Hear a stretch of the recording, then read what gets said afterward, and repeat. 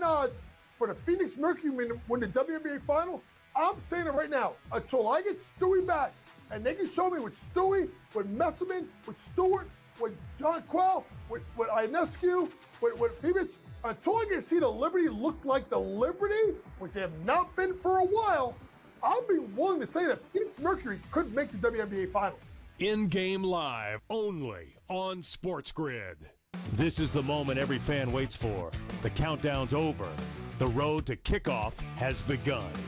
Play is here to stay. I'm not going to name names, Kevin. From win totals to player props, from division races to MVP debates, we've got eyes on every camp and data feeding 24/7, breaking down every angle across the league.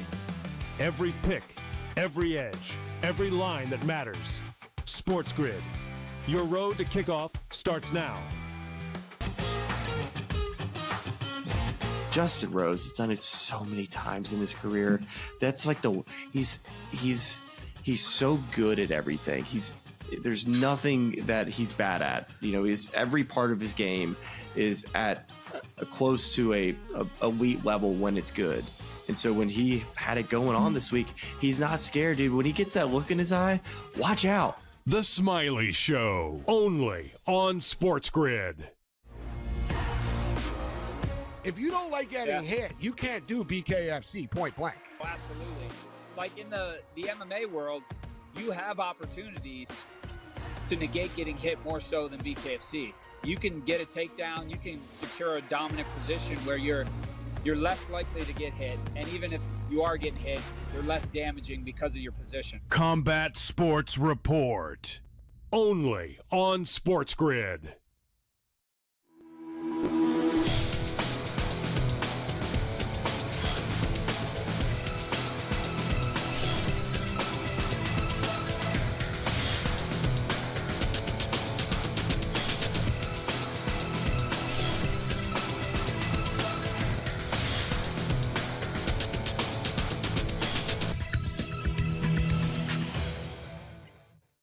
Good afternoon. Welcome to NewsWire here on SportsGrid. I'm Craig Mish as we creep closer to week 0 of college football and all of our coverage continuing throughout the week. We also have some big news in the world of sports wagering, another potential option for you if you're interested in props and things of that nature. Stay tuned to that. Also, we're going to have Rob Linehan on the show coming up. We'll go over the latest in sports betting, not to mention some Major League Baseball talk.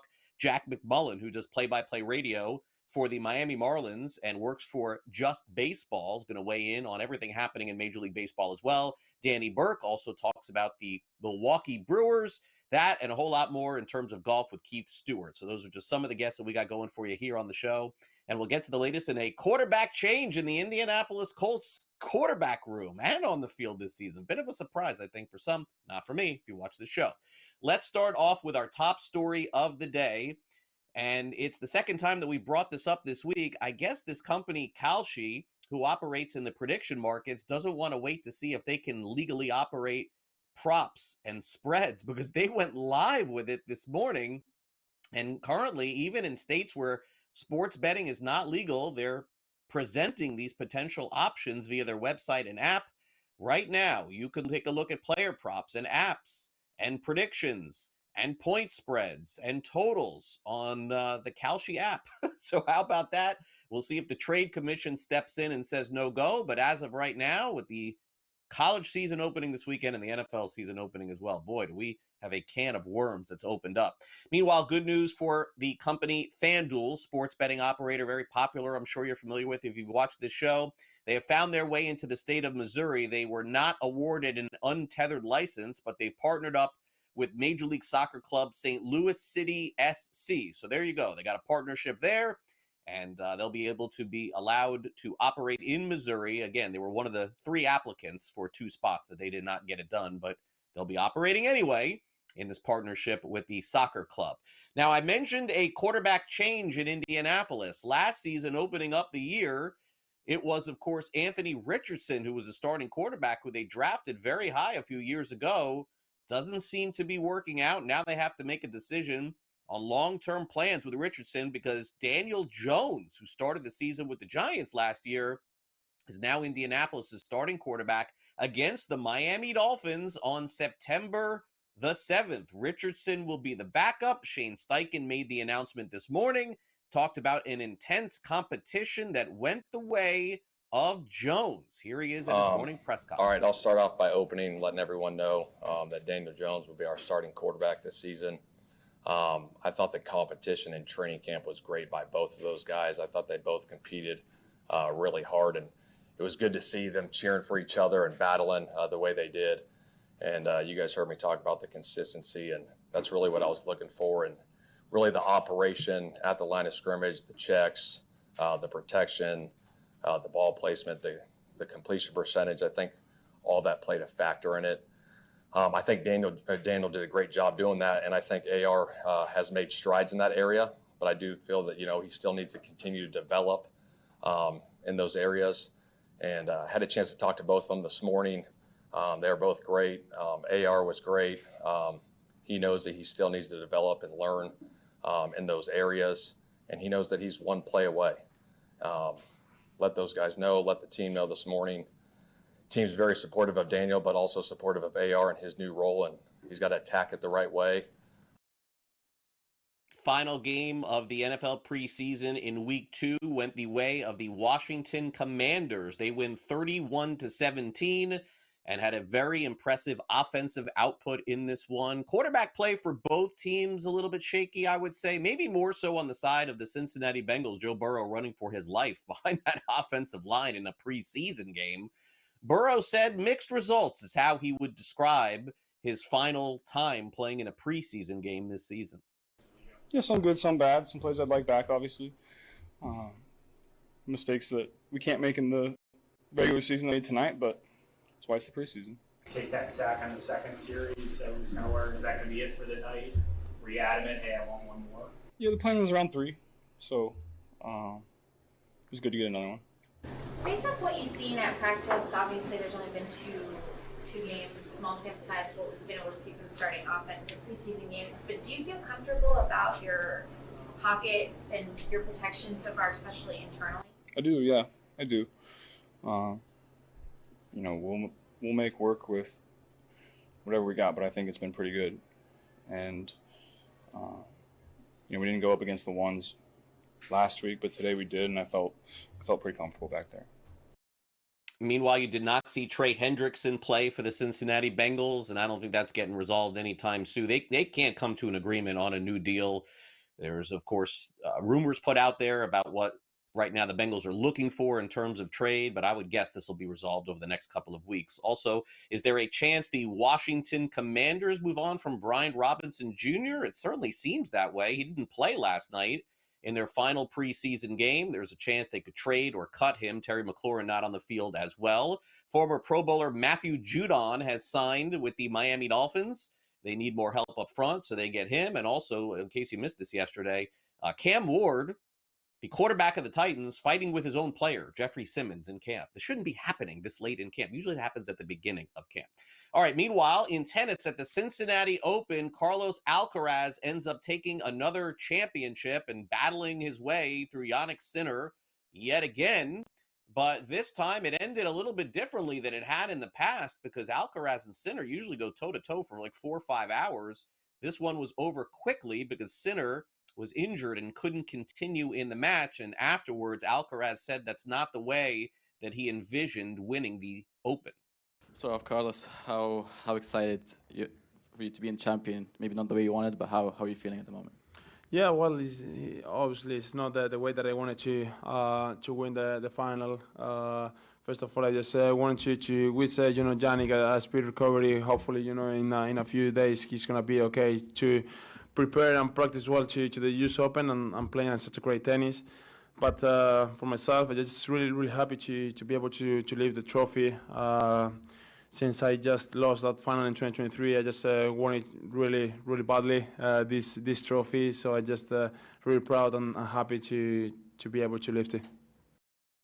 A new winning streak for the Milwaukee Brewers as they win again. And this time they beat the Cubs. Freddie Peralta, who has the most wins in baseball this season, went 6 scoreless and ended up taking the first game. They didn't get that second game in. It got rained out, so they'll have to try that again. The Giants, meanwhile, are putting the nail in the coffin to the Padres' hopes of winning the division How about this? They score 4 runs in the first inning, the Giants do, and beat the Padres 4-3. Also, the Rockies get a rare win over the Dodgers. Warming Bernabel, rookie, ended up having a walk-off single, 4-3 the final in that game, as the Rockies could take any win that they can at this point at the end of the season. All right, now let's get to the latest with the Houston Astros and the Detroit Tigers. Very good series going back and forth here. Jack Flaherty pitched 7 innings. He gave up no earned runs. The Tigers are cruising toward the postseason, and they beat the Astros by a final score of 10-0. Meanwhile, how about the story in Baltimore with this Trevor Rogers, who came over from the Marlins, all of a sudden has returned. I believe he came back sometime in June. He's been awesome for them. 7 innings pitched, 1 earned run. His ERA is 1.43 on the season. Paul Skeens beat the Blue Jays. Final score, 5-2. Skeens' ERA, 2.16 on the season. And with Zach Wheeler likely out for the season, Skeens is headed toward the Cy Young Award. Keith Stewart will join us next. We'll talk about Scotty Scheffler winning yet again after the break.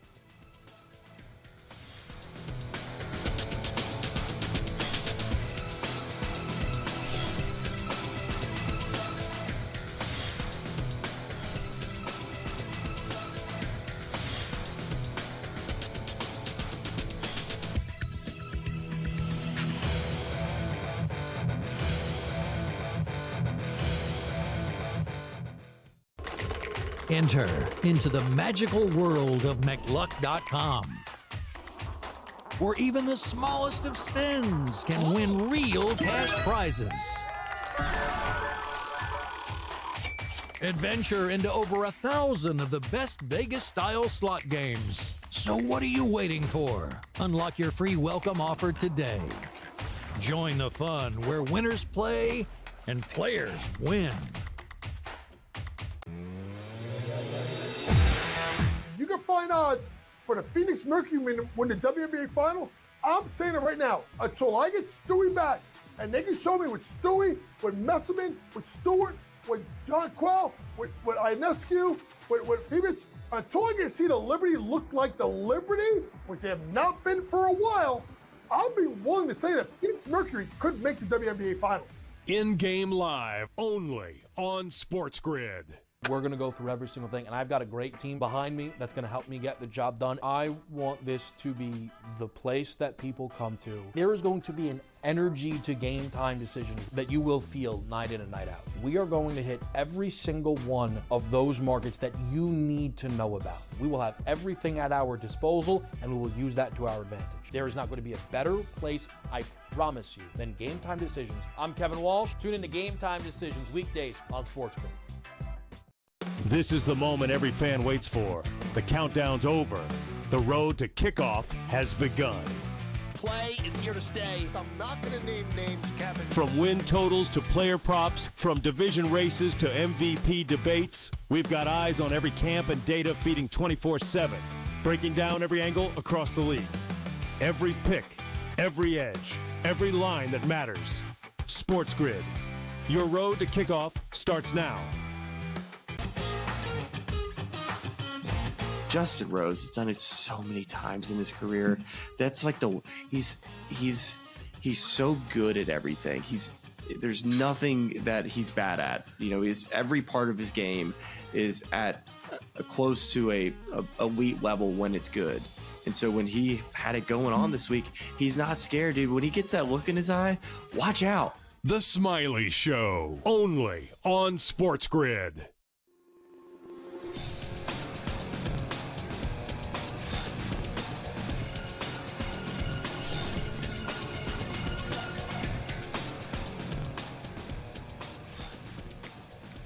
All right, let's bring in Keith Stewart as the PGA Tour rolls on, and what a finish it was last week in the BMW Championship on one particular hole, by the way, which really sealed it for Scotty Scheffler. Good to have you back here on the show, Keith. And yeah, I mean, it's the old cliche. It's Scotty's world, and we're living in it. I mean, it couldn't be more true about any athlete in the country than Scotty Scheffler. It's just sort of ridiculous at this point how good he was, and you know, sometimes he does it with these highlight reels and big shots. He did it again last week on 17. I mean, what is left for Scotty Scheffler at this point?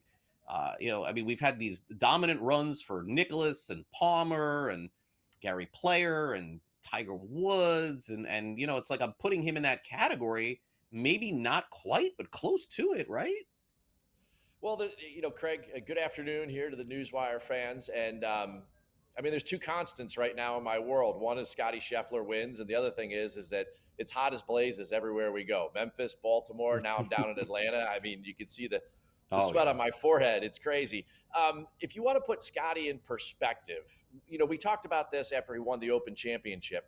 Now that he's starting to accumulate major championships, forget the money and everything for a second, but now that he's starting to accumulate major championships, he's kind of surpassed that Brooks, Rory level of his generation. Mm-hmm. And now we're starting to look at him like his next step is getting to Phil status. And then if he could do that and get to the high single digits, then you're going to start to talk about the Gary players and the Tom Watsons of the world. Of course, Tiger, Nicklaus, that's another stratosphere, but the pace that he's on and the rate with which he's winning, 5 wins in his last 10 starts, that's very Tiger-esque. And the ball striking manner with which he does it is impressive.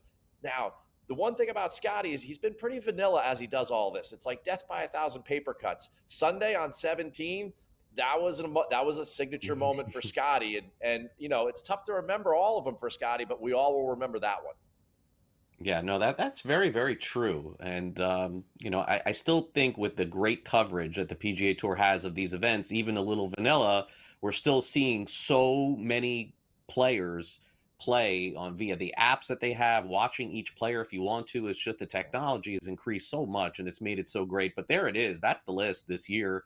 Byron Nelson, then the major, the PGA Championship, Memorial, then the Open Championship, now the BMW Championship.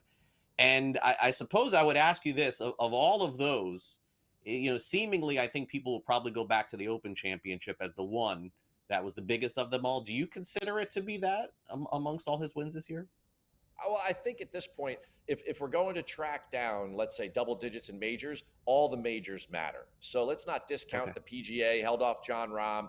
Quail Hollow is certainly a championship test. But the uniqueness of what happened over at the Open Championship was that was his highest odds starting the week of the year. He was plus 600. Now, most of the year he was sitting around plus 450 in the majors going in, plus 300, plus 400 or whatever in the regular signature events, et cetera. So he goes into that week plus 600, and everyone's trying to downplay the fact that, maybe Scotty's not that good on links style golf. Well, guess what? He goes over there and he wins by a couple again. So I think that's probably the most memorable of the wins because of that. People doubting him, but at the end of the day, we've spent, people in our world we keep trying to come up with reasons how not to bet Scotty. And I think for the Tour Championship, the mess that we're building down here and the fact that the way the format of the tournament is set up this year, I think that, you got to run with Scotty this week. Yeah, no, it definitely feels like that at this point with the way that he is playing. And, I guess I just didn't realize this stat, Keith, so I'm going to go over it here with you, just how dominant Tiger Woods is. I suppose I forgot that. He has been the world number one, Scotty has, for 118 straight weeks. Tiger Woods, 281 weeks in a row? I guess I didn't realize that. I got to walk back what I said a little bit earlier. You're right. He's still got a long way to go until he catches him. Real quickly, Craig, in our world, in the betting world, Tiger used to go to events and he would be even money against the field. He went into Bay Hill in 2008. He was minus 110. He was going into majors at plus 150, plus 100. Scotty's plus 150 this week, plus 175 against 29 other guys. We're talking about full field events, and Tiger was minus 110 going to a place where he had won a couple of times. Pump the brakes on the Tiger comparisons a little bit. But you know what? From a ball striking perspective, Scotty is really, really impressive. And that's what really suits Eastlake this week. And Live Golf, for all that it is, kind of showed us what this week is all about here at the Tour Championship. Joaquin Niemann won 5 times on the Live Tour this year. Yet John Rahm was the player of the year on points. How that happens, Craig, we'll need a whole nother show. I have no idea. But Scotty Scheffler is no doubt the season leader in points in everything, right? But if he doesn't win this week, he's not the FedEx Cup champion. So there's a little bit of drama brewing there. And I think that it weighs on all of these guys at the top of the list that they really want to break through. No more so than Scotty. And I have good news to report. His caddy, his man under the straps, Ted Scott, is back with him. Yeah, no, that's huge news, and not that it mattered last week. With all due respect to Ted, but let me show you the odds here, Keith, to win the PGA Tour Championship, and these are as short as we've gotten. You mentioned Tiger with Scotty plus 150. I mean, that's as low as it gets, and I know we're just like trying to find someone else, so we threw some names here on the board. I mean, Justin Thomas, that's new to the field here, being as short as 25-1. I see that. I mean, Oberg does have his weeks.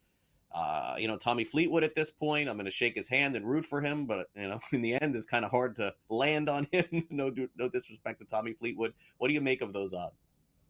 Well, I think that you really have to look at the golf course, right? What are the keys to playing well here at East Lake Golf Club? You got to keep the ball in the fairway. You got to stay out of the Bermuda Triangle. The Bermuda grass rough is going to chew guys up. If you look at the strokes gained career leaders here, you're talking about guys like Tommy Fleetwood, Colin Morikawa, Russell Henley, the guys that are very, very accurate off the tee. You got to have to be able to score. Vegas set the over-under for the final score at 17.5.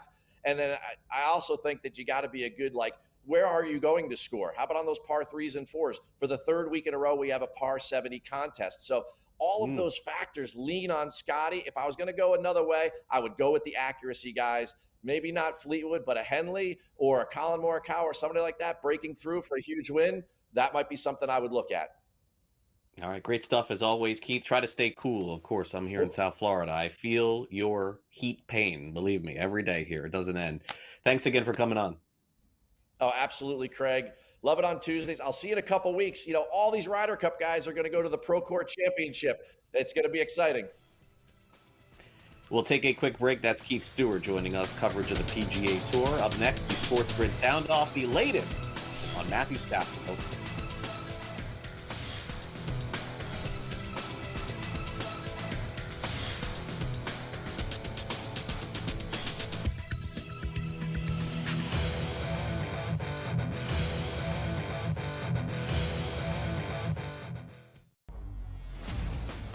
The Mets are a game and a half up in the wild card race from the Cincinnati Reds. But the Cincinnati Reds are 16-1, Joe, 60-1 to win the pennant here. But I do find myself looking at the New York Mets saying there's too much talent on that team. And we know how things work out, even with the Philadelphia Phillies in the playoffs last year. Hey, we're a good baseball team. Mets get hot at the end of the year. Mets knock the Phillies out of the playoffs. We've seen that happen before. The Early Line, only on SportsGrid. Jalen Lane, fourth-round receiver from Virginia Tech, who's a dynamic slot receiver. Run after the catch. He's had a phenomenal camp. Really great offseason. He is really gifted. And obviously with McLaurin not practicing, he's getting a lot more of a look. Right. Now, the problem is, without McLaurin, they're not very deep at the outside receiver position. But Jalen Lane is a stud talent. I'm telling you, this kid should have gone higher. NewsWire, only on SportsGrid. He's going to regress a little potentially in touchdowns, but his role's not going to change. There's no other superstar on this team besides Josh Allen. So to me, James Cook, they need James Cook if the Buffalo Bills are going to repeat in that division again. They need him to be that guy in the offense because there isn't another star around Josh Allen. So James Cook is as close as it gets. I'm sorry, it's not Khalil Shakir. It doesn't look like it's ever going to be Keon Coleman or Dalton Kincaid. Fantasy Sports Today, only on SportsGrid. This is the moment every fan waits for. The countdown's over. The road to kickoff has begun. Play is here to stay. I'm not going to name names, Kevin. From win totals to player props, from division races to MVP debates, we've got eyes on every camp and data feeding 24/7, breaking down every angle across the league. Every pick, every edge, every line that matters. SportsGrid. Your road to kickoff starts now.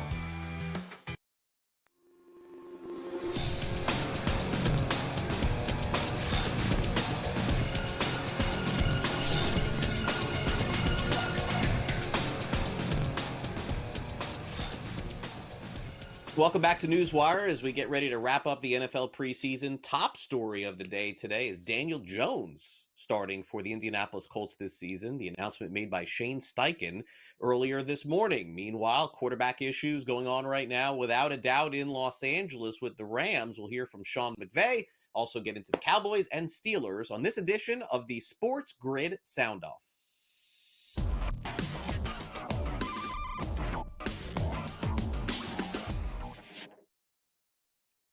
Well, it was a sight for sore eyes at Rams camp yesterday, but maybe they were making this a little bit more than it needed to be. Matthew Stafford shows up in pads, sort of, takes the field with the Rams, but doesn't participate in a full practice, just does individual drills. After practice, really not much even said about it, oddly enough. This bizarre story with Stafford and his back rolls on, with Sean McVay telling the media afterward that he really has no updates other than he was at practice. Okay, guys, good Monday practice. You know, we're kind of on and off quickly. I thought we got some good work in. I know you guys will be wondering, you know, it was good to be able to have Matthew out there. You know, he did a good job today. I thought he looked good, but, you know, I don't really have any updates. You know, I think there was a lot of intended information, but there's no updates. We're going to keep it a day and really a week at a time, but it's great to be able to see him out there today. And, you know, we'll see how this afternoon goes and tomorrow. This was his first day of practice today.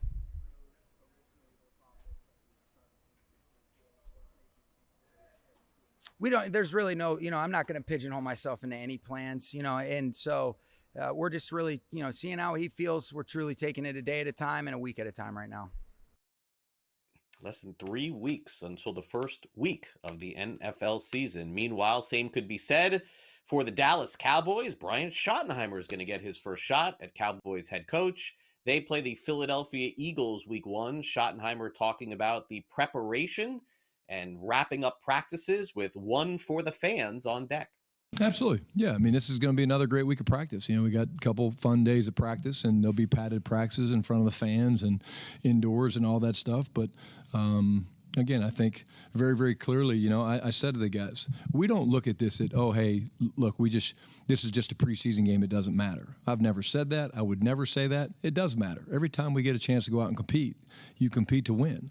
But at the end of the day, we are trying things, and we are not showing things, and we are in the evaluation business. We're trying to evaluate players doing scheme, simple scheme. But when we go to compete, we want to compete to win. Meanwhile, the Pittsburgh Steelers looking for their first level of competition in week 1. They'll wrap up the preseason upcoming this week. Mixed results, I think, fair to say, for the Steelers on Saturday night, although we didn't get to see a lot of their starters. Here's Mike Tomlin with an assessment of practice and also how the team has looked thus far in weeks 1 and 2 of their preseason games. Man, really productive day. Spent the morning combing through Saturday night's game tape. It's just a lot to be learned. Not only from a skill development standpoint, but from a strategy perspective and, you know, from a cultural perspective. And so I just wanted to devote the morning totally to that, and came out here and got some Carolina work this afternoon. We are working on a short week. And so we just transitioned and quickly moved to Carolina. A lot of good effort and energy out here today. It's important that we don't waste days in transition, being back in this environment. We've got a lot of work to do, and obviously the sand's running through the hourglass in terms of team development, in terms of guys getting an opportunity to state a case for themselves, and for us just develop the type of cohesion that's necessary to get into the season. And so we're working with urgency. Don't have any plans about who's playing or how much they're playing in Carolina. I'll talk to you guys about that tomorrow. We'll take a look at this practice tape and give a little bit more time from an injury perspective to allow people to perk up, certainly, because this is the last opportunity. We want to give every healthy man an opportunity to state a case for themselves. And so we'll leave the door ajar for those that are managing short-term injury things.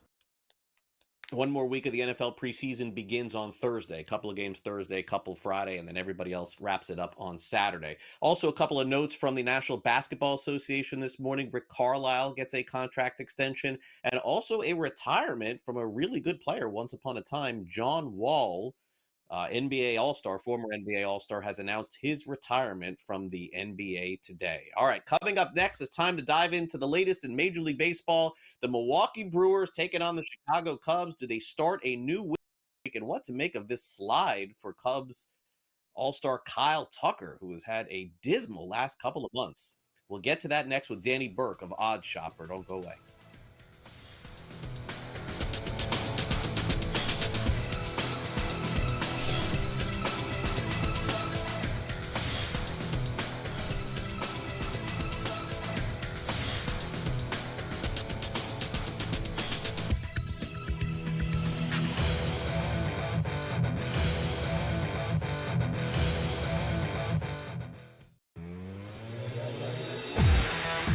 terrifying odds for the Phoenix Mercury to win the WNBA final.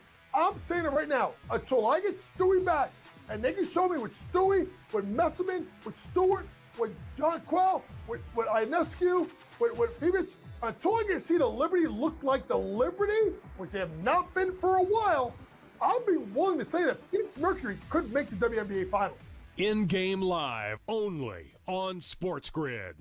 This is the moment every fan waits for. The countdown's over. The road to kickoff has begun. Play is here to stay. I'm not going to name names, Kevin. From win totals to player props, from division races to MVP debates, we've got eyes on every camp and data feeding 24/7, breaking down every angle across the league.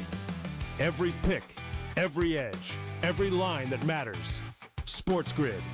Your road to kickoff starts now. Justin Rose has done it so many times in his career. That's like he's so good at everything.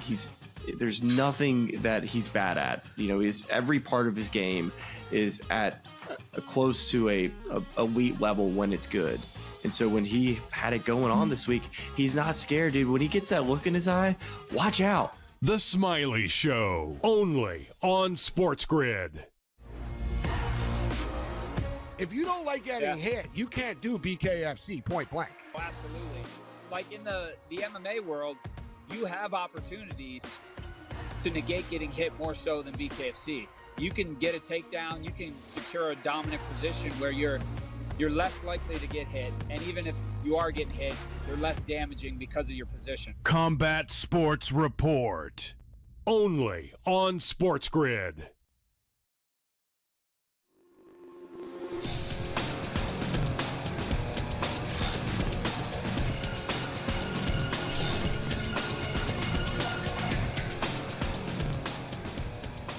Welcome back to NewsWire here on SportsGrid. We got Danny Burke joining us from Odds Shopper. The Milwaukee Brewers, of course, have been the subject of sports betting in baseball this season. They've been the best investment in the game, going on 4 or 5 months here. But, certainly on the flip side, and I want to get Danny's opinion on this, on the flip side, the Chicago Cubs, certainly treading on very thin ice here. I would say they're very fortunate that the Mets have lost a lot of games too. One of the reasons why they've struggled so much, of course, has been the ineffectiveness of Kyle Tucker, who looked like an MVP in April and May and has gone south ever since. Looks like some time on the bench is coming. Here's Craig Counsell. Yeah, look, Kyle's frustrated as well. And I think that's the fans are frustrated and Kyle's frustrated. And it's unfortunate because, Kyle's, when you make outs, it doesn't look great, but he's trying. He's just not, it's not clicking. I think we're going to have to take a little step back here for sure. And, just give him some days off to reset him, hopefully. Because he's frustrated and he's not, we're not coming up with solutions for him and he's not coming up with solutions. So, sometimes you have to take some steps back to go forward again. When you say give him days off, you mean like work more in or give him a No, he's not going to play the second game and then we'll kind of figure out what's going on from there. Very, very tough outcome there, maybe, for Kyle Tucker as we bring in Danny Burke. He follows the Cubs closely. And Danny, when the Cubs made the deal for Tucker, it looked like a genius move. If you go back to the betting odds in April and May, Tucker was the favorite to win the National League MVP. And then all of a sudden, things just went south for him. In the final year of a contract, I never thought, Danny, we would be making the comparison to what happened with Cody Bellinger when his first contract was coming to an end, and then he kind of, had to sign that one-year deal, ironically, with the Cubs, and then get back healthy and get back good again. But here we are. Tucker could be down the same road. Yeah, it's really concerning, Craig, and it's crazy how the tides have turned, right? I mean, for the Cubs, as specific and dominant as he was in Kyle Tucker for the first half of the season, and then you saw him suffer that injury, and then things kind of have gone the complete opposite. I mean, Cubs fans were clamoring for the front office to extend him, to sign Kyle Tucker, all this and that, and now they're singing a completely different tune. And look, that's just the nature of fandom. But yeah, it's kind of one of those things with Craig Counsell giving him extended rest now. It seems like, I don't want to say it's too little too late, but you definitely delayed it further than it needed to go. I mean, this issue should have been addressed a while back, and they were kind of just hoping he could overcome it and then just deal with that adversity. But clearly that hasn't been the case. The guy's found no rhythm. He's not running out grounders to first base. The fans are booing him. I was there for the first game of the doubleheader. Well, the second one got canceled, but I was there yesterday, and every time he got out, the fans continued to boom. It's an embarrassment, really. It's an indictment of this entire team, and yeah, it's not looking good for the Northsiders here. Definitely not. So let's go to the positive here. Sorry to say, Danny, that it is the Milwaukee Brewers at this point. They're going to be the first team, as I mentioned yesterday, Danny, on the show, to go over their projected win total and also the betting total on FanDuel and DraftKings. I believe they're 1 win away from doing that. But now the question is, will they win 100 games? Because their odds are 99.5 sitting at FanDuel. Clearly they're going to win the Central. But I guess I would take it a step further and say, do you like any of these odds to win the NL or World Series for Milwaukee? We know they're going to have to go through LA at some point. Yeah, Craig, I still kind of refuse to buy the notion that Milwaukee's different than in years past. And I get it. Look, I mean, they're insane right now, and it seems like nobody can overcome them.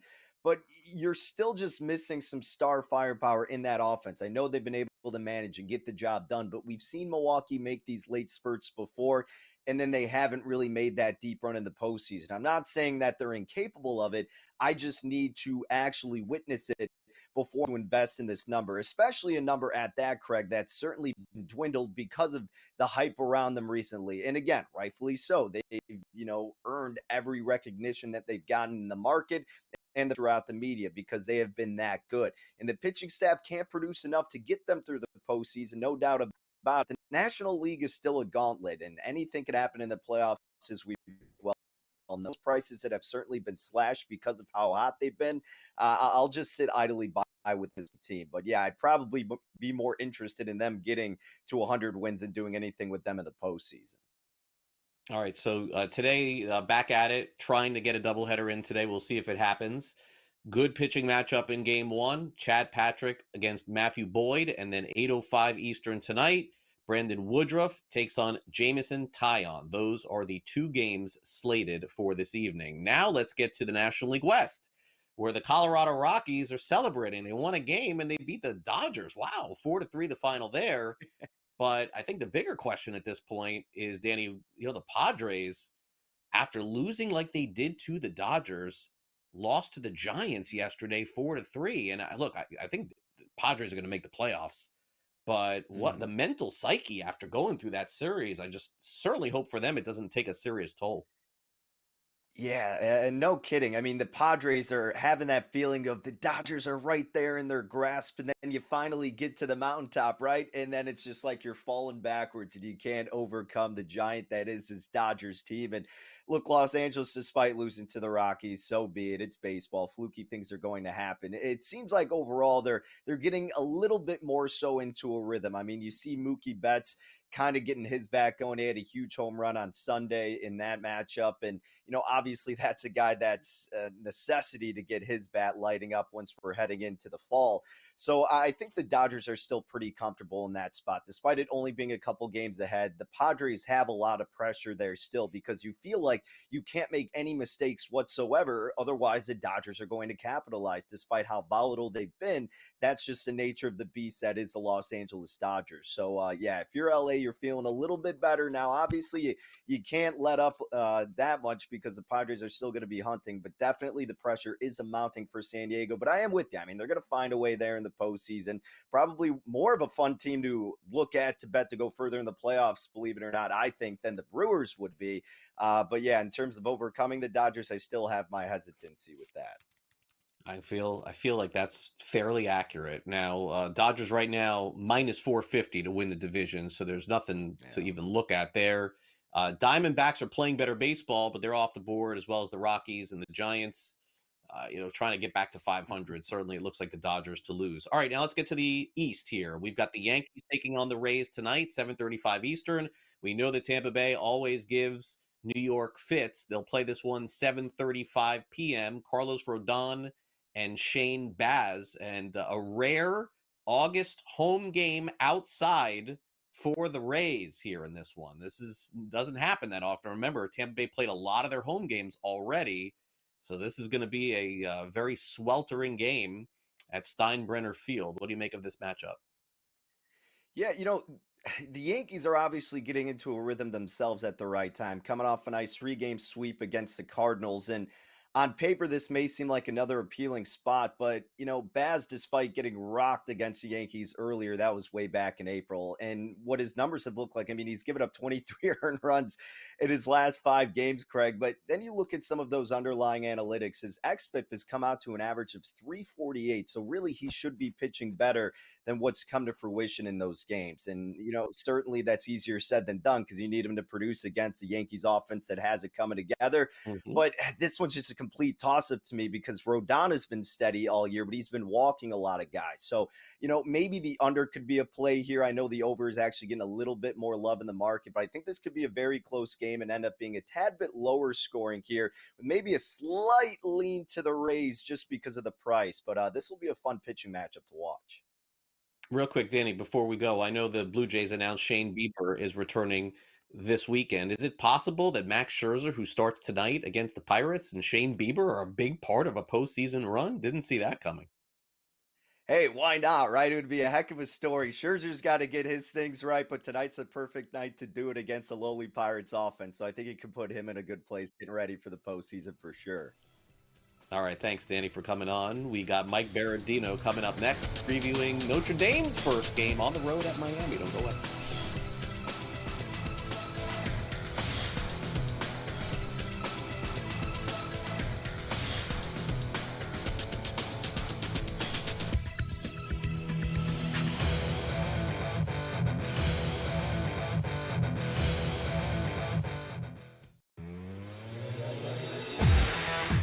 Find odds for the Phoenix Mercury win the WNBA final.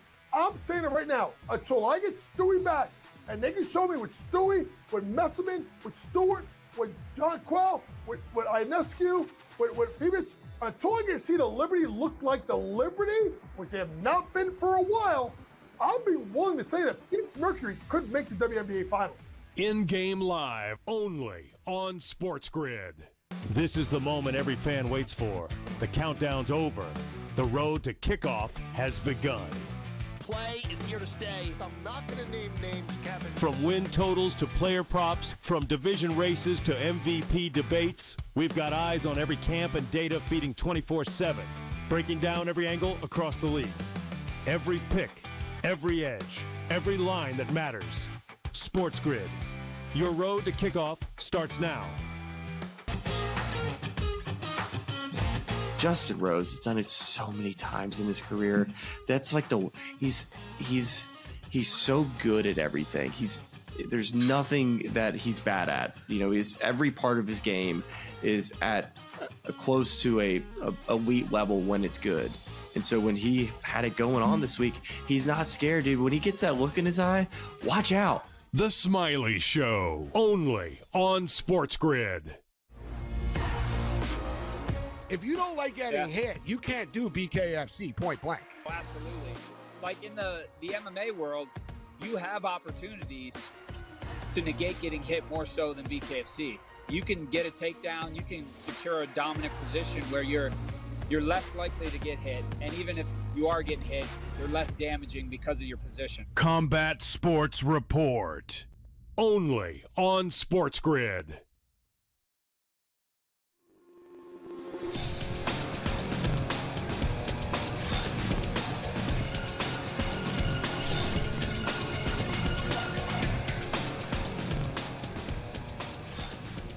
All right, welcome back to NewsWire here on SportsGrid. Time to preview the upcoming season for the Notre Dame Fighting Irish as they take on the Miami Hurricanes on Labor Day weekend. Joining us from the South Bend Tribune, he covers Notre Dame like nobody else, is Mike Berardino, and we'll get a full preview of the team, how they look, and then also talk about that game coming up. Mike, great to have you back here on NewsWire for another season and previewing some of the big games. Thanks for coming on. Anytime, Craig. This is our annual visit. I hope all is well with you. We did twice last year, so don't say it's biannual at this point. Well, we did two. Oh boy, I don't. Okay, all right. Well, then I stand corrected. Okay. Very good. Let's get a quick preview of Notre Dame here under Marcus Freeman. It's his 4th season. I know that you've gotten to know him now, as well as you can know a coach at this point covering a team. 14-2 last season, 4 bowl wins. Of course, getting to the national championship was quite the surprise, I think, for some to see the Irish go that far last year. Is that fair to say? Certainly after the Northern Illinois loss in week 2, the smart money was not on Notre Dame running off 13 straight wins. They did it. They had a softer schedule last year than they appear to have this year. And they have 2 back-to-back real tough ones at the start. Miami on the road, Texas A&M coming here after a bye week. I would not bank on being able to flip the switch after an early loss.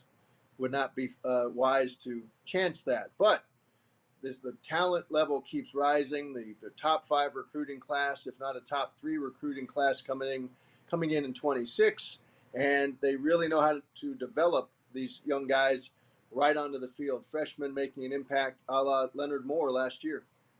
Yeah, it was a great season for them last year. So let's show what Mike is alluding to here. The premium game of the season is the opener because it's the only game on the board that night on August 31st, Labor Day weekend, when Notre Dame takes on Miami. And then they play Texas A&M, USC, and Syracuse.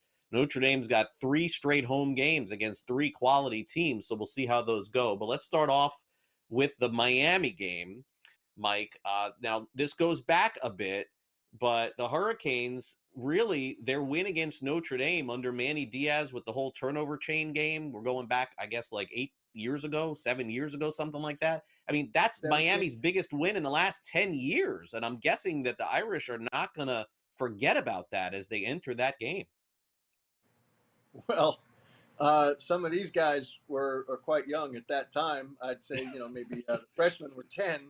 But no, I mean, I think, and what, it goes back to 1977 since Notre Dame won a game on the road against Miami, a true road game. They don't play nearly as frequently as they did for decades. But Hard Rock Stadium is no Orange Bowl. We know that. Notre Dame has the recent memory of winning a game and Orange Bowl in the semifinal against Penn State. They know the lay of the land, but perhaps a little more speed, perhaps a little more of a chip on the shoulder for Miami as Notre Dame comes in. It's a lot of transfers on both sides of the ball, obviously, for Miami, and that's been something that Notre Dame will have to navigate because it's not unusual in the opener to have that level of uncertainty, but new defensive coordinator as well for Miami. And a new defensive coordinator for Notre Dame and Chris Ash. Yeah, so I believe Ohio State named their starting quarterback yesterday, and they felt like that was really late in the game for a team like that to name a starting quarterback. But is Notre Dame in the same boat here? What's going on with their signal caller? It continues between Kenny Minchey and C.J. Carr going into the offseason. That's why Steve Angeli transferred to Syracuse because he read the tea leaves and Notre Dame was up front with him, and it was going to almost certainly, from the outside, it looked like C.J. Carr would be the money pick. But Kenny Minchey apparently having a better, substantially or at least somewhat better fall camp than C.J. Carr, and so this derby remains open. Mike Denbrock, offensive coordinator, who's been around the block, he says they're not nearly as freaked out by the lack of a publicly named starter as everyone else is. And there could be a little bit of obfuscation going on, too. I mean, maybe I don't think we'll get definite word until the Tuesday of game week because that's the next time Marcus Freeman's in front of the cameras. The next time the players would be in front of us would be Wednesday of game week. So there is this gap, and they may have it sorted out much sooner than the public will realize. Now, you wrote about Jeremiah Love, and I see something here in the South Bend Tribune about some sort of comic book character that he is. You'll have to enlighten me on this story that you wrote there. But in terms of odds to win the Heisman, Mike, and I'm sure you've looked at this, but he's not like among the top 3 or 4, but he is one of the top running backs that's predicted to win and probably has a good shot at Doak Walker if he has a great year. Yeah, the difficulty there is Ashton Genty had 2,000 plus yards and was being fed the ball nonstop. and still came up just short of a Heisman. It's tough for a running back, even with those gaudy stats. In Love's case, if he can help Notre Dame in a variety of ways, he's going to be good out of the backfield. He's going to split carries, or maybe it'd be a 70-30 split with Jadarian Price. And they're also talking about using both Price and Love on kickoff return. And that's the kind of dynamic approach that could be a game changer. Price has run one back for a touchdown in the past, and Love certainly has the long speed to do it. It would be tough for Jeremiah Love to get even to the Heisman finalist group with the amount of talent around him, especially in that backfield. But if Notre Dame is on top of the heap, it could be almost a team award. Let's end with this, Mike. Miami, A&M, we'll start with those two. It would seemingly be a success. Is it fair to say, with them splitting those games and then potentially winning the home games against USC and Syracuse? I mean, the Irish will be favored pretty heavily, I'm assuming, against USC and Syracuse as well. So 3-1 out of the gate, is that fair? Well, that's not the exact order of how it'll go, because Purdue's sitting there at Arkansas. Gotcha. Yeah, and then Boise State comes in here. Don't sleep on that. Even without Genty, a lot of people still have Boise State being the team that will be that group of 5 pick. But I'd say that Notre Dame knows what it is. Just needs to decide on the quarterback. It won't be appreciably different whether it's Minchie or Carr. And I don't think they're looking to split out of the gate. I think they're looking to run the table. All right, Mike, thanks for coming on, and we'll talk again soon. Appreciate it. All right, thanks. We'll be right back.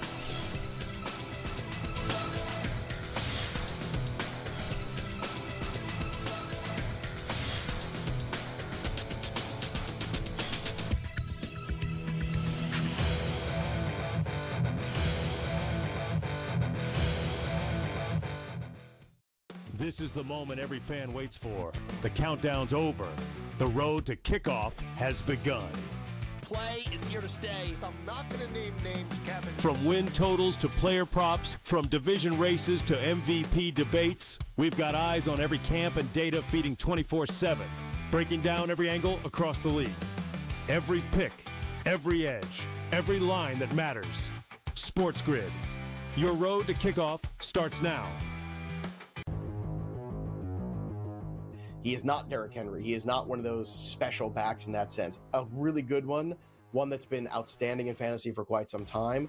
But you can also hear the buzz recently about it being more of a split backfield. And if that's so, then Aaron Jones' value takes a hit, Jordan Mason's value goes up, and there's an opportunity at some point, if Aaron Jones misses time, where you can see Jordan Mason take that backfield over. Fantasy Sports Today, only on SportsGrid. It's a safe shot, pin high left with a 6-iron. And then this is where JJ enters the fray again and hits this like slice 5-iron. That was just, I mean, it curved probably a good, 30, 40 feet, almost flies in the hole. And it was just a crazy shot because nobody would ever really try to hit that type of slider. The Smiley Show, only on SportsGrid. An HRR, parlay, a combo that you want to do. I generally prefer away teams and players that hit at the top of the lineup or in the top half, just because you are guaranteed just that extra plate appearance here or there. How many times, throughout the season, I've been like, listen, if this guy gets on, he will have one more at bat in the 9th inning. And if he doesn't get there, he doesn't get there. If you just take them that place higher, they're going to be in a spot to cash that bag. Pro Baseball Today, only on SportsGrid.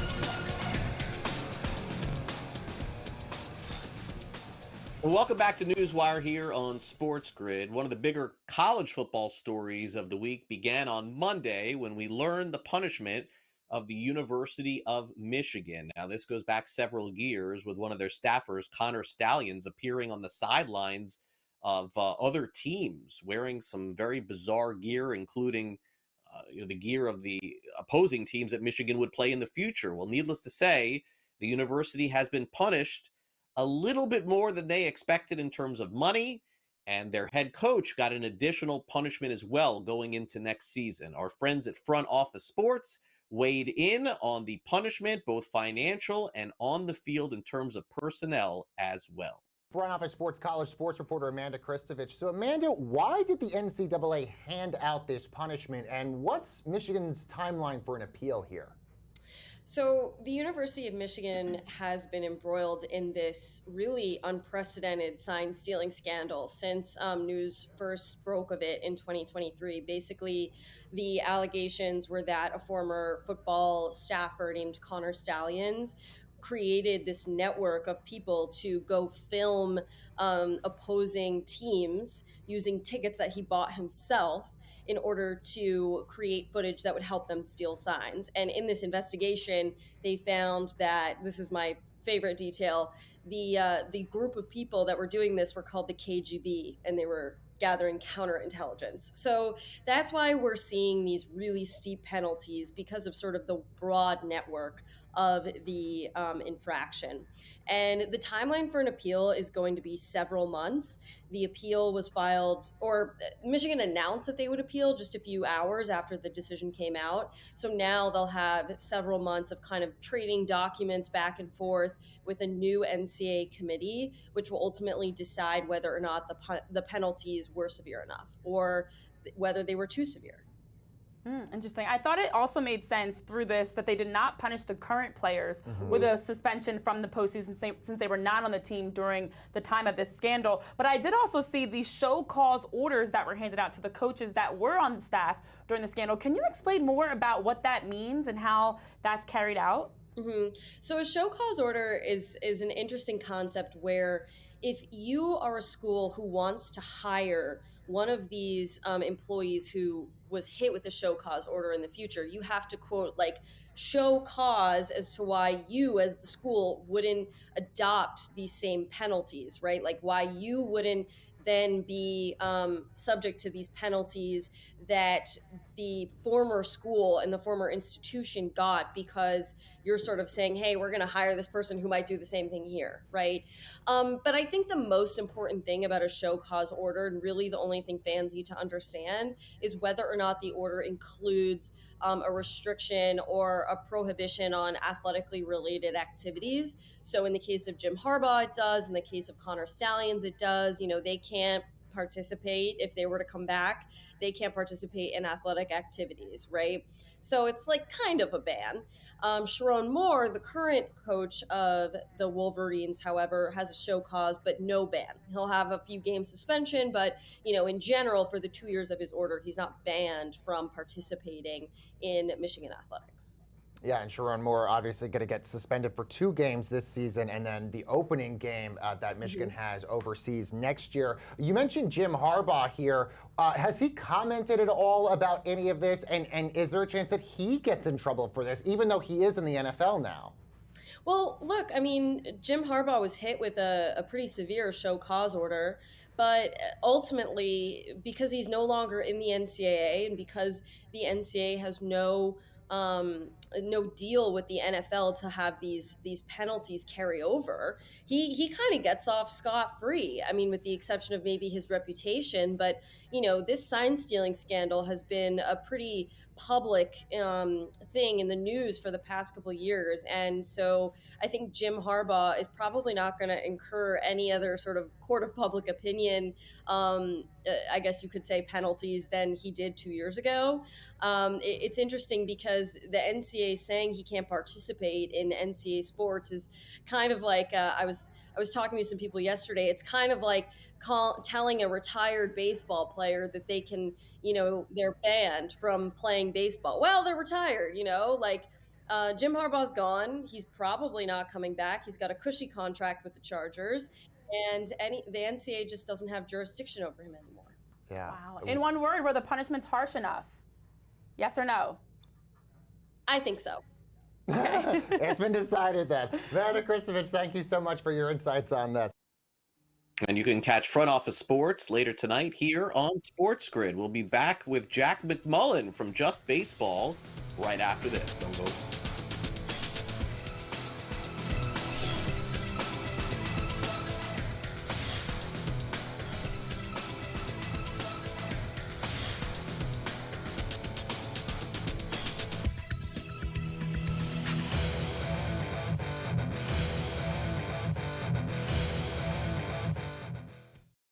This is the moment every fan waits for. The countdown's over. The road to kickoff has begun.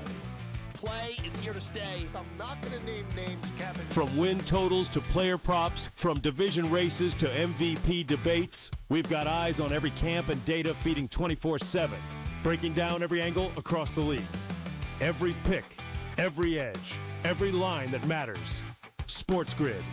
Your road to kickoff starts now.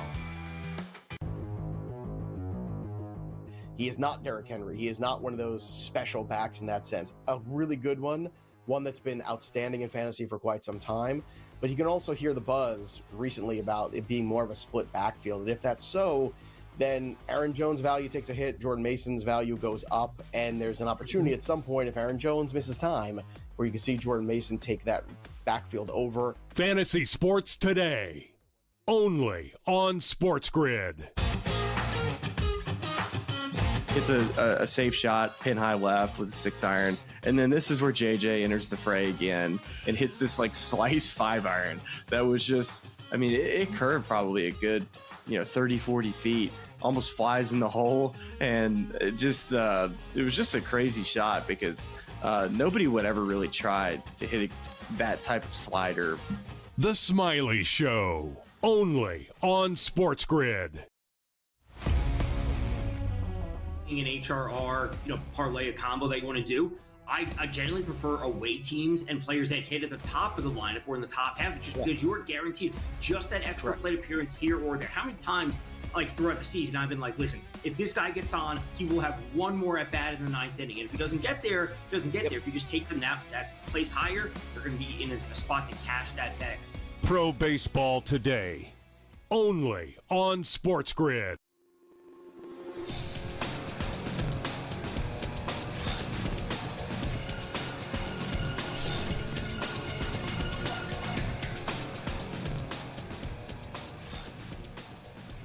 Folks, you're in for a treat because every single day at 1:30 Eastern, we're going to have extended Major League Baseball coverage with our friends from Just Baseball and, of course, justbaseball.com, and also making appearances on our show as well. And, in fact, we're just so lucky today to have Jack McMullen from Just Baseball, and also you can catch Jack on all the Miami Marlins radio broadcasts as well throughout the season.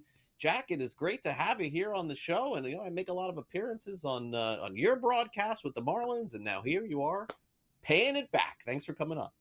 This is good. This is like cross-pollination right now, right? Because you always come into our booth and hang out for a little bit, and now I'm joining your fun. So no, this is a joy, and really excited for Just Baseball's kind of expanded partnership with SportsGrid moving forward.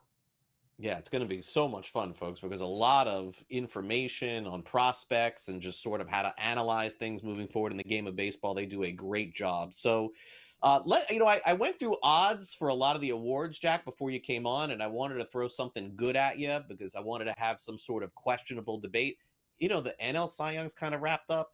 The MVP is maybe a little bit in flux, but a lot of the awards seemingly are just wrapped up in terms of odds. This was the one that I found that I think that we can make a case for 3 or 4 guys. So a very rare potential rookie of the year favorite that actually played last season. You don't see that a lot anymore, Jack. It's usually these guys that come up and they just start on fire. Isaac Collins is the current favorite from the Milwaukee Brewers on FanDuel. He's minus 185, came up at the end of last year, wasn't good, came back up this year. He's been fantastic. Drake Baldwin has been really solid all season. The guy that you get to watch every day, Augustin Ramirez, went from almost the favorite to win the Rookie of the Year. He's now fallen back to 20-1, and then we have Cade Horton. I think Matt Shaw's not going to win it. He's 45-1. But I think any of the first 4 could still jump back in the race. How do you handicap it? You've seen all these players play. Yeah, I mean, the one that jumps out to me is Cade Horton right now with the way that he's pitching right now after the All-Star break. This guy is one of the best pitchers in all of Major League Baseball, and he's a young guy that has had a ton of ability since he really came out of Oklahoma. He was the 7th overall pick after pitching for 1 year in college. And this guy was a quarterback for Lincoln Riley at Oklahoma, and he was a 2-way player for the Oklahoma baseball program. So you know that he's a freak athlete, and he's figuring out how that fastball slider combination will play at the major league level. But in terms of the favorites, it really does kind of feel like a 2-horse race, as the odds would suggest. And Collins is an interesting one. He's 28 years old. he was kind of a nothing prospect. There's a term org guy thrown around, organizational guy, where he can bounce between AA and AAA and high A, whoever needs a left fielder, whoever needs a catcher. Isaac Collins was probably greater than that, but it's not like he was a priority player for the Brewers at their AAA ranks last year. What Collins has done this year is what I think the new school of baseball appreciates so much, and that is walk and defend. This guy's getting on base at a 380 clip right now. And in turn, the OPS is actually higher than Drake Baldwin, and Baldwin is much more of a power threat. I just think it's funny, like Isaac Collins winning the Rookie of the Year is probably the best microcosm of the Milwaukee Brewers season overall. This ain't supposed to happen, but it's happening. Right. Yeah, I think that's a very fair assessment because the bigger names have performed. We may get a 20-game winner in baseball this season with the way that Freddie Peralta is pitching, and they're hitting for him. So he's got 15 wins, 2.78 earned run average. Christian Yelich seemingly getting as close as he is back to what he was during that little run that he had as an MVP in the National League. Their bullpen's been fantastic as well. But what I would say, Jack, is that a lot of the opinions among baseball continue to be the same. Great regular season, but can we predict that the Brewers can go toe-to-toe with teams like the Dodgers? Maybe with the Phillies now with Zach Wheeler out. Who really even knows? But that's going to be the big question for the Brewers, I think, because they've just had so much success during the regular season, but the postseason's another animal, and they're going to have to fight with Ohtani and the Dodgers eventually. And honestly, Craig, I think they can fight toe-to-toe with the LA Dodgers. And for me, once you get into October, it really all stems from your starting pitching. Do you have a scheduled advantage or a scheduled disadvantage when you go into every game in the National League Division Series, in the NLCS, and in the World Series? And for me, I look at Milwaukee and I say, you probably don't. You mentioned Freddie Peralta 15-5 with that 2.8 ERA. You also have Brandon Woodruff throwing out of his mind since coming off the shelf right now. Quinn Priester is one of the breakout pitching stars in Major League Baseball right now. And then, oh, by the way, you got that Mizorowski kid that has worked his way back from that, tibia contusion? I think that means a bruise on his leg. So I see those four in a postseason rotation, and I say, you know what? With Yelich swinging the bat the way he is, with the complementary pieces like a Collins, you can never count out William Contreras, a Sal Frelick, a Bryce Terang. And then you go to that bullpen and there's velocity in droves in that pen. I really do see them matching up very well head-to-head against really any team in baseball. And speaking of the Dodgers, Jack, if you go back to March and you go back to even maybe further back of February, this was a super team that was going to break the record for the most wins in baseball, and everyone's a prisoner of the moment. The odds were set real high. I mean, you never know. The Dodgers may not even win 100 games this season. They just didn't really look good against the Angels at all, but then bounced back and beat the Padres. And I think it's probably a good lesson to be learned in sports these days, Jack, and until the CBA changes in some way, these dynamic super teams like LA and like we see it in the NBA and maybe even the NFL as well, it's all about what you do at the end of the season, not the regular season. Hopefully that's a lesson to be learned, I think, for some. I wouldn't say the Dodgers have walked through the season, but it sure feels like there's been pockets of the year, Jack, where they just were not as focused as they probably will be later on. Yeah, and Craig, I think you can comp Ohtani to LeBron in a couple of different ways, and I think the easy slam dunk way to comp Ohtani to LeBron is he's on teams that could underperform in the regular season, but you know in your heart of hearts that this guy is going to be ready to go come October 1st. And it's not Ohtani. Ohtani is probably, speed rolling towards another National League MVP award. For me, it's the starting rotation, right? I mean, I think we were looking at the Dodgers at the beginning of this year saying, okay, they have 8 or 9 starting pitchers that you feel really good about, but they're the Dodgers. Everybody's going to be hurt within a month. And lo and behold, everybody was hurt within a month. And now, as we sit here on August 19th, we're seeing Snell throw at the peak of his powers and Glasnow throw at the peak of his powers. And Ohtani is ramping up. Clayton Kershaw somehow is stiff-arming Father Time still. And then Yoshinobu Yamamoto has been kind of the equalizer in there. And then you've got Emmett Sheehan, who had worked his way back from Tommy John surgery earlier this year. So I'm just looking at the Dodgers saying, okay, it's okay that you underperformed in June and July and got swept by the Angels in August. You're getting healthy and your starting pitching is ramping up right on time. And there's a chance that everybody is all systems go come October 1st. Yeah, and it's crazy because you would have thought that one of those names that you would have mentioned would have been Sasaki, and it's like he's like a throwaway at this point. I mean, it doesn't work out. The Dodgers just trade him to somebody else, eat the money, and move on. It's that's just the way that they operate in baseball. Maybe that'll change in the future, but for now, that's the way the Dodgers operate. And Jack did mention Ohtani. Let's throw his numbers up there: 43 home runs, OPS over 1,000, 3.47 earned run average, 23 innings, and he's made a bunch of starts. And so it's going to be, Jack, a little bit of a mystery as we end the regular season to ask him to pitch in the postseason. But as much as he's gone 3 innings and maybe even 4, do you think that he would ever be in line for a quality start come the postseason?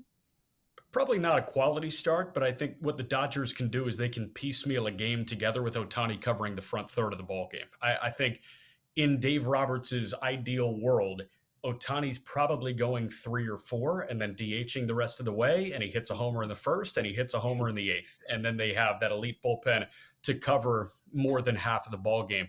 And I think that's okay, to be totally honest with you. We see a lot of postseason teams kind of skew that way, and I feel like the Dodgers could very well be the next one. Jack McMullen is with us from Just Baseball. When we come back next, if the Brewers are the big surprise in the NL, it's got to be the Blue Jays in the American League. So we'll dive into that. Jack's going to see the Blue Jays up close and personal this weekend as well. More of NewsWire coming your way right after this.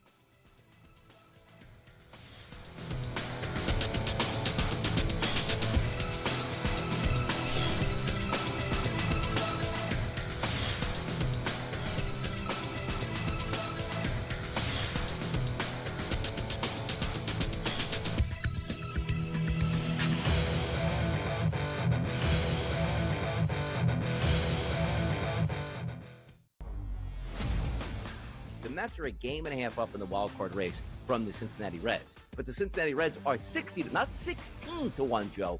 60 to 1 to win the pennant here. But I do find myself looking at the New York Mets saying, there's too much talent on that team, and we know how things work out, even with the Philadelphia Phillies in the playoffs last year. Hey, we're a good baseball team. Mets get hot at the end of the year. Mets knock the Phillies out of the playoffs. We've seen that happen before. The Early Line, only on SportsGrid. Jalen Lane, 4th round receiver from Virginia Tech, who's a dynamic slot receiver. Run after the catch. He's had a phenomenal camp. Really great offseason. He is really gifted. And obviously with McLaurin not practicing, he's getting a lot more of a look. Right. Now, the problem is, without McLaurin, they're not very deep at the outside receiver position. But Jalen Lane is a stud talent. I'm telling you, this kid should have gone higher. NewsWire, only on SportsGrid. He's going to regress a little potentially in touchdowns, but his role's not going to change. There's no other superstar on this team besides Josh Allen. So to me, James Cook, they need James Cook if the Buffalo Bills are going to repeat in that division again. They need him to be that guy in the offense because there isn't another star around Josh Allen. So James Cook is as close as it gets. I'm sorry, it's not Khalil Shakir. It doesn't look like it's ever going to be Keon Coleman or Dalton Kincaid. Fantasy Sports Today, only on SportsGrid. This is the moment every fan waits for. The countdown's over. The road to kickoff has begun. Play is here to stay. I'm not going to name names, Kevin. From win totals to player props, from division races to MVP debates, we've got eyes on every camp and data feeding 24/7, breaking down every angle across the league. Every pick, every edge, every line that matters. SportsGrid. Your road to kickoff starts now.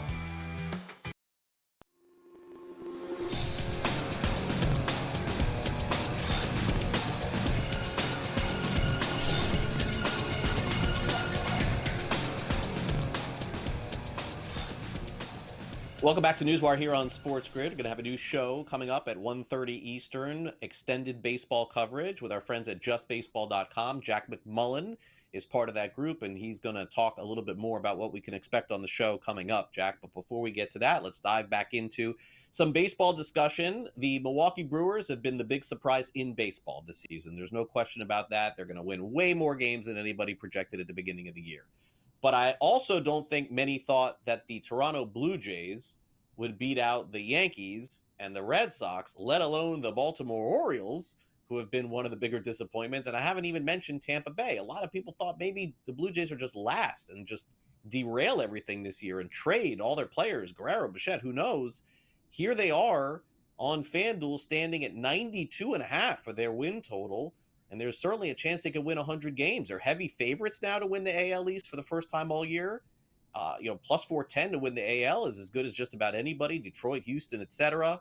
And the World Series, you never know. It's a tournament, as you've said previously. You just don't know at that point who's going to win. But what has been the secret sauce for the Blue Jays here? And it does feel like they're getting reinforcements in Scherzer and even Bieber coming back this weekend.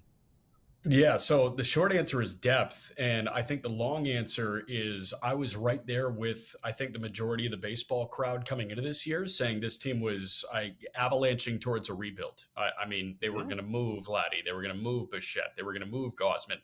And you just had to start from scratch. It almost felt like they were stuck coming into the year.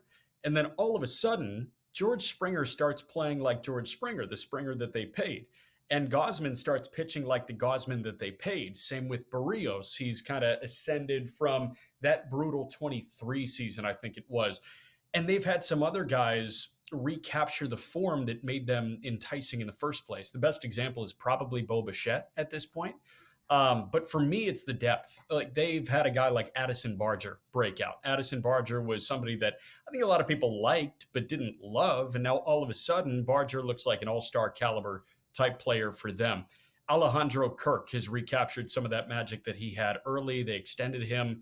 I was kind of scratching my head. I was like, why are they extending Alejandro Kirk? Oh, this is why they're extending Alejandro Kirk. Right. And it comes from the pitching. Again, I mean, Scherzer has thrown okay right now, but for me, I'm looking at Gausman and Barrios at the top, and then Eric Lauer at the bottom of the rotation. This guy was in Korea last year. He was in the KBO, and he's got a sub-3 ERA. And oh, by the way, we see Shane Bieber's debut in Miami on Friday. Yeah, no, it's again, you mentioned it too, depth with health. I mean, that's, part of it. Look at any team that's having a good season. You probably project that they've been pretty healthy over the course of the year. That's definitely been the case with the Toronto Blue Jays. So you mentioned the Marlins here for a minute. So let's just get into that from a work perspective for people who are going to be catching you every single day here on SportsGrid. They may not be familiar that this has been your first year doing play-by-play radio with the Miami Marlins. So aside from being plugged in very heavily, Jack, through the years to minor league baseball, and we'll get to just baseball here in a minute where you guys cover it all. Let's talk about your first year doing play-by-play with Miami, closing in on, it's crazy to say, the end of the season here in September.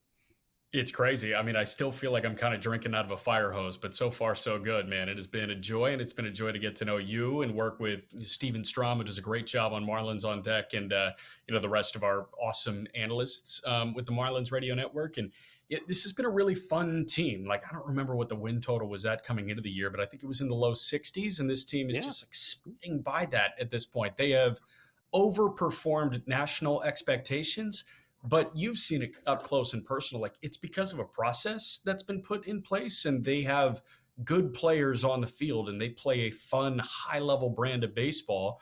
And this has just been a joy to watch, man. And the big leagues, no discredit to AAA baseball, because I absolutely loved it, and I love my time in the minor leagues. It's just a different beast. And the story isn't Bluey's at the ballpark taking photos innings 1 through 4. It's, hey, we got Edward Cabrera on the mound tonight. Let's talk about it. Yeah, and look, you've done a great job doing games all season long, and you never know. I mean, stranger things have happened. Maybe this goes beyond into October with Miami. We thought that maybe a couple of weeks ago. Things have gone a little sour since, but we'll see if they get back on track against the Cardinals, and then the Blue Jays, and then I believe the Braves in this homestand coming up this week with Miami. All right, so let's get into just baseball here for a minute, because so many folks who watch NewsWire are going to be catching you and Arm and Peter and covering the baseball the way that you guys have. The website was launched several years ago, and I know it's been very successful for you guys. And look, you mentioned AAA, and I mean, not to make light of it, but a lot of the experiences, Jack, that you've had covering minor league baseball as well has got to be helping you with just baseball, knowing all of these kids who come up in terms of prospects in baseball as well. Let's talk about the launch of Just Baseball several years ago, and then we'll get into what people can expect when they catch your show every day at 1:30 Eastern here on SportsGrid. 100%. Yeah, something that, we really pride ourselves on is this opportunity to kind of be one-stop shopping for baseball coverage. So, in the next hour, you're going to hear about the American League MVP discussion with Aaron Judge and Cal Raleigh, and you're also going to hear about Connor Griffin and Leo DeVries, two of the top 5 prospects in baseball, getting the bump up to Double-A as teenagers. And yeah, I mean, the minor league thing was humongous for me. I also work with, I think, the smartest prospect mind that I've ever met in Aram Layton, and I know you know him well. So, Aram, it's just been a joy to kind of get into his brain, pick his brain a little bit about some of the best players in minor league baseball. And I've always been a baseball nut. I was that 14, 15-year-old kid that would hop on Spot Track and look at player options and club options and everything like that. So it's cool to get into the weeds of baseball like that from a national lens, but also an all-encompassing lens. It was launched in 2021, I think March of 2021, and it's grown. And we've got, a vast podcast network, and excited for you guys to watch the Just Baseball Show 1:30 every Tuesday on SportsGrid. Yeah, it'll be so much fun. And Jack, it's definitely been a pleasure working with you this season, and I definitely will see you this weekend, and I know toward the end of the season as well. And looking forward to having you on here on SportsGrid as well. Thanks again for coming on the show. My best to Aram and Peter, and we'll catch up soon. Thanks again. Been a joy, man. Have had a ton of fun working with you on the radio side, and stay tuned for the Just Baseball Show after this. All right, there you go. Just Baseball coming your way in less than 10 minutes from now. We will wrap things up with some last licks coming up next. So stay on SportsGrid. We'll be back right after these messages. Don't go away.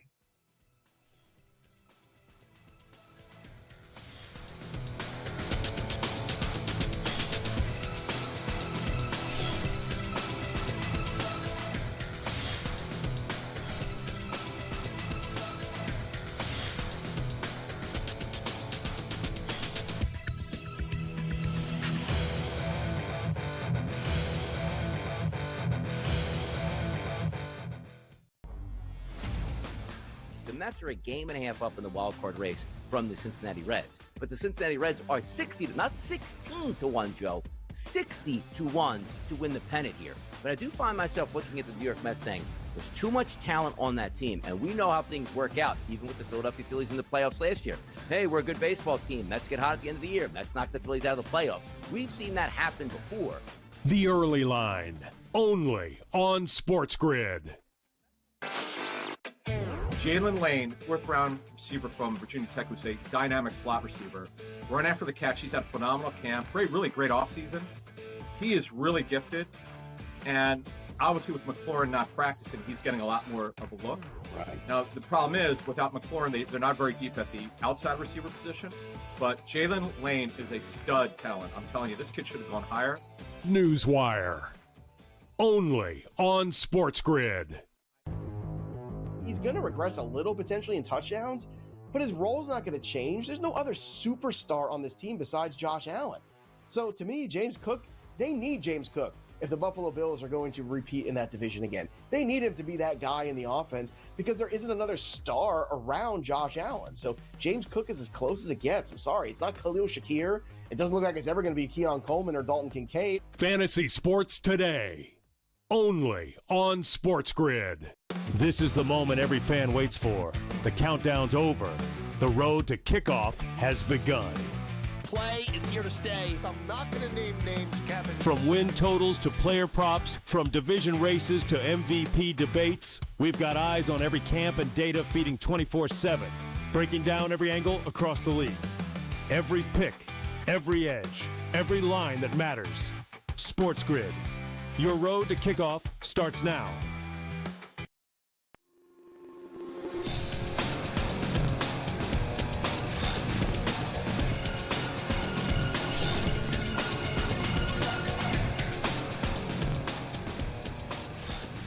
Welcome back to NewsWire here on SportsGrid as we wrap up the show. If you're a fan of the Oklahoma Sooners and you want to take your fandom to the next level, I'm going to help tell you how. Also, the latest on Cam Newton, who appears to be headed for the rafters at Auburn, and a player going from the XFL to the NFL. That and an update on the Tampa Bay Buccaneers wide receiver core here as we wrap up the show with some last licks.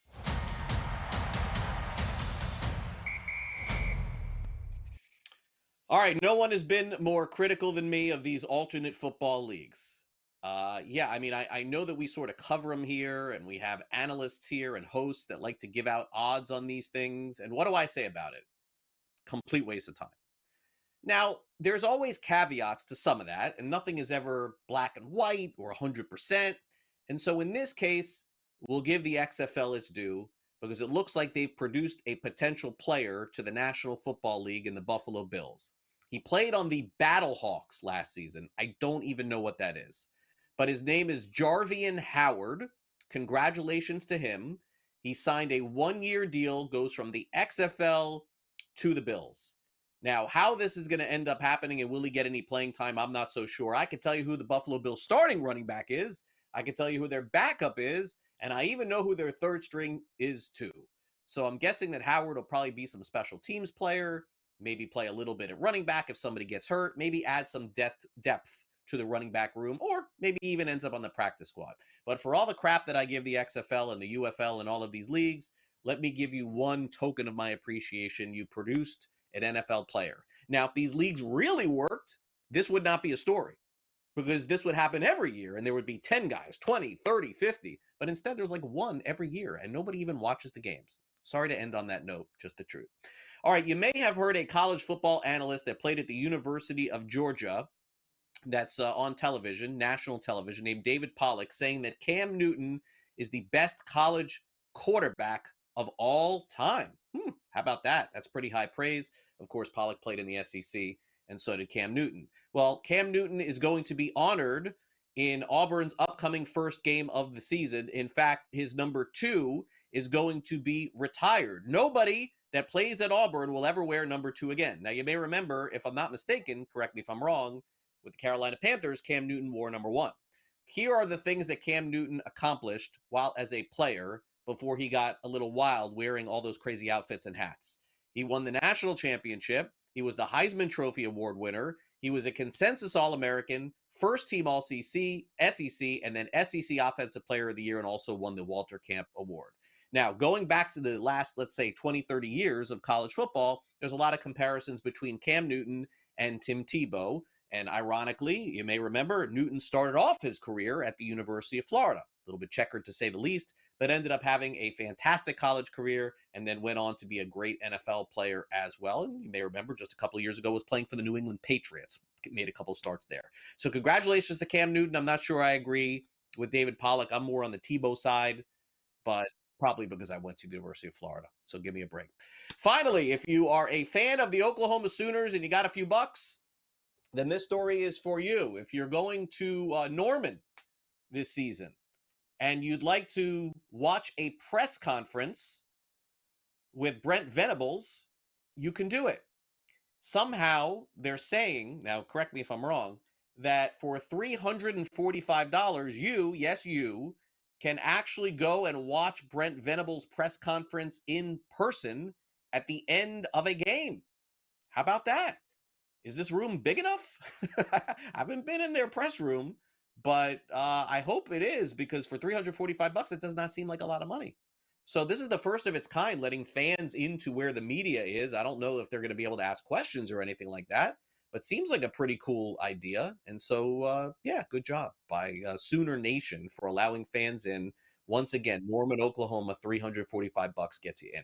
All right, that'll do it for the show today. Thanks again to all of our guests, including Keith Stewart for coming on the show, and also Danny Burke talking some baseball with us. Also, Jack McMullen of Just Baseball, whose show is coming up in less than 5 minutes from now. You can also download the SportsGrid app. It's available for iOS and Android. It'll tell you a lot more about all of our shows here on SportsGrid just by scanning this QR code. That's supposed to be on your screen right there. And that QR code and you'll be all set. SportsGrid app available. Streaming options, iOS and Android. Thanks to our director, Luke, and for my producer, Frank, I'm Craig Mish. One step closer to the beginning of college football, which begins on Saturday. Of course, we'll have tons of preview material for you here on NewsWire. That'll begin tomorrow. Have a great rest of your day. I'll see you then.